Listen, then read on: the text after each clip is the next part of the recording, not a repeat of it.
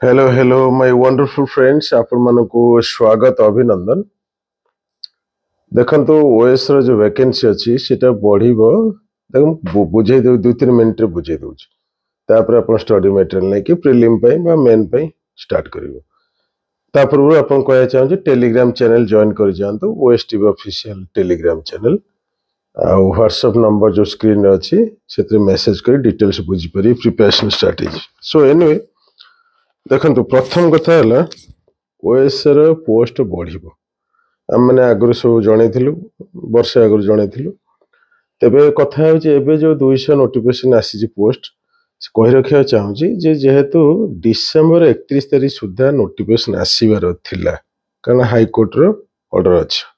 Honourable high court of Odisha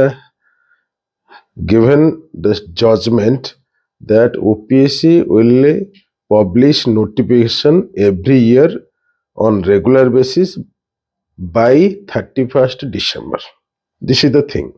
अपन मैंने जान 2015 एपर्यंत चली क्लियर आउ गोटे कथा जी वैकेंसी इनिशियली पलि सी तेणु आसीगला बुझीपार तेणु आप वरीड हेबे परवर्ती अवस्था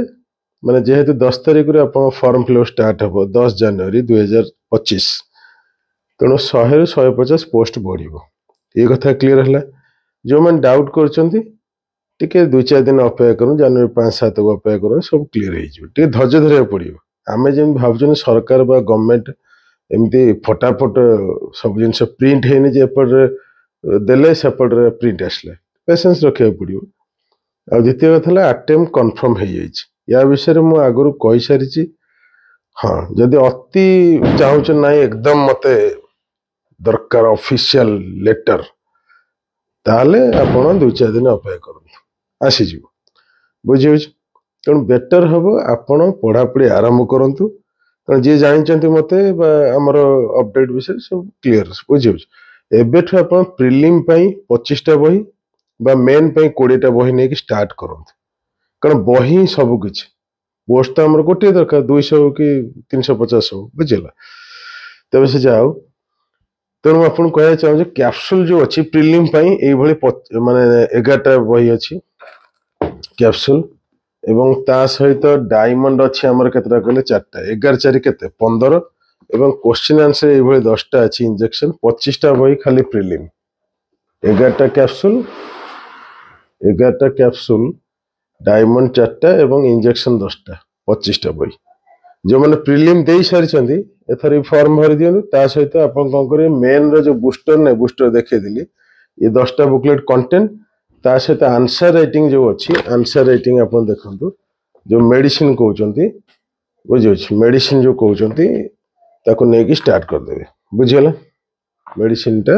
आप स्टार्ट कर 10टा बुकलेट अच्छी जस्ट देखापी कहली तेणु आपण मैंने समस्ते वरीड न होकरी माने निज उपर विश्वास मो उपर विश्वास ऊपर वाला उपर विश्वास रखिकी स्टार्ट कर दियंतु। आउ थे कही रखुच आउ या विषय वीडियो करिविनी जे मिल जाइए अटेम्प्ट एक कथा कहबिनी जार विश्वास नहीं मो पाखरे पढ़िबेनी कि स्टडी मटेरियल नेबेनी कि गाइडेंस नेबेनी जी मो पिला हेतिबे से जानिचंदी कोन बुझे आपण माने समस्ते जे भी सुनिचंती कथा को सीरियस नियंतु बुझे। अच्छा द्वितीय कथा है जो प्रीलिम एग्जाम जुलाई मास से जुलाई रे हब ना